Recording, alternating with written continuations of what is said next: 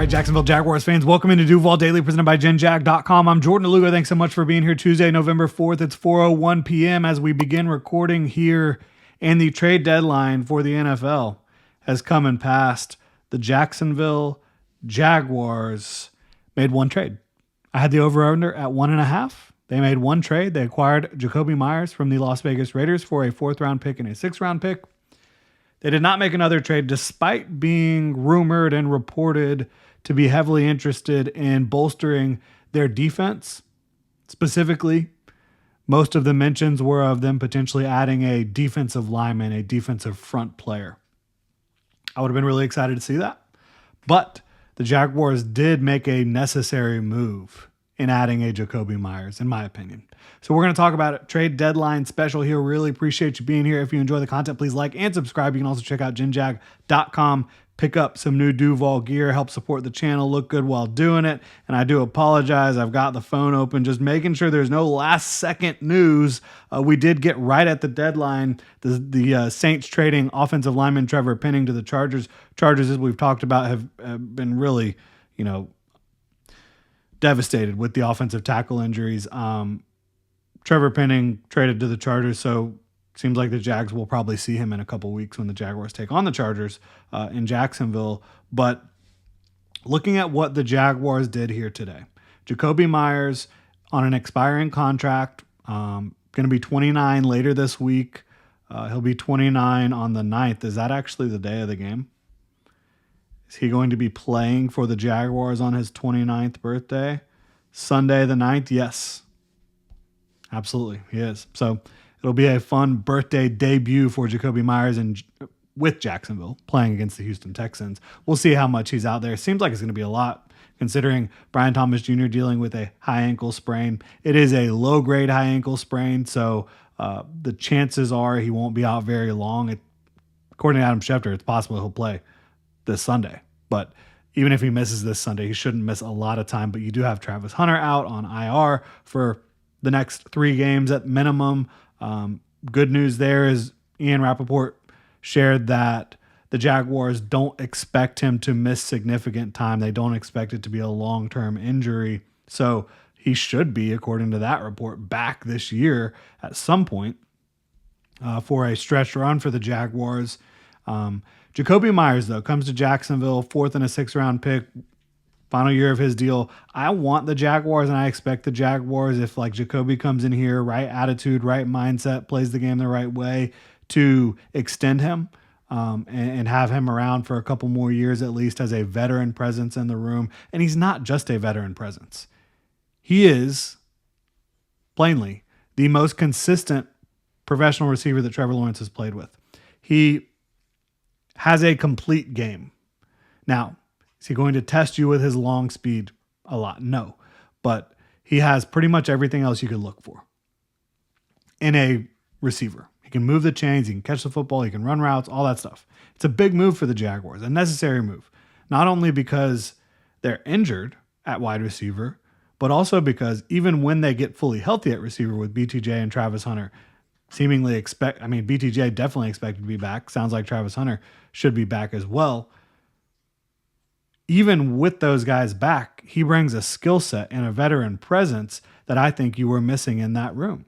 He is a guy that doesn't drop the ball. He is a guy that comes down with a lot of contested catches. He goes over the middle. He fights. He is tough. He will take big hits and hold on to the football. So that's a big deal. Now, didn't get that pass rusher, and it was reported and rumored that the Jaguars were looking for a interior defensive lineman, pass rusher, whatever it may be, to bolster that defense. And I would have loved to have seen that. I wanted them to go get somebody. And we can pull it up just to make sure nothing's changed in the last few minutes. No late news being reported. But it looks like that's it. That's what the Jags have done, is just Jacoby Myers, which I say just, but that was a great move.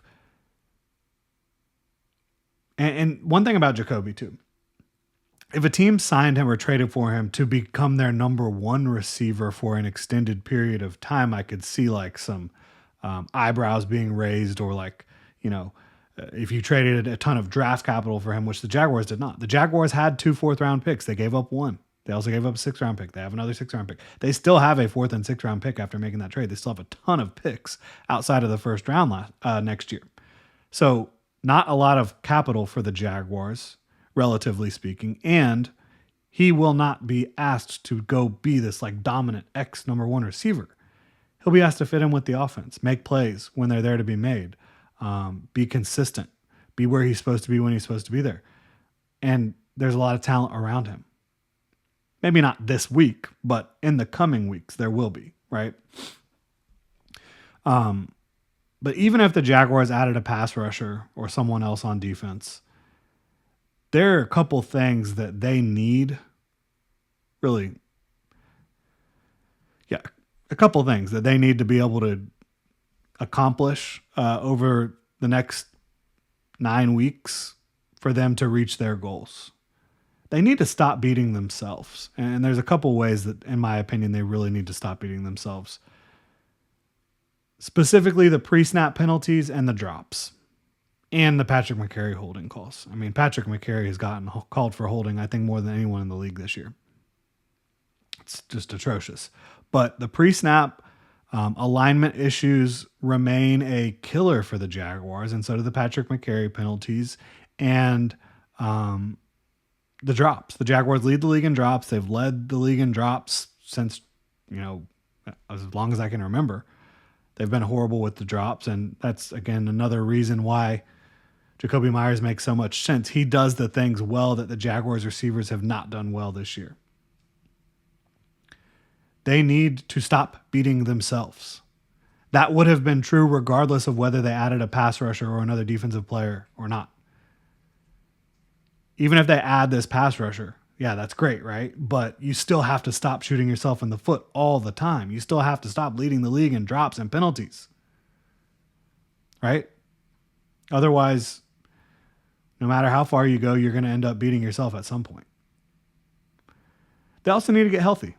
Travis Hunter, Brian Thomas Jr., Devin Lloyd, Jordan Lewis, Eric Murray, Trayvon Walker, still not the Trayvon Walker you expected to see, right?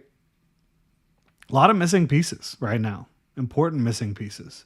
And they've been banged up on the offensive line as well, a little bit on the interior.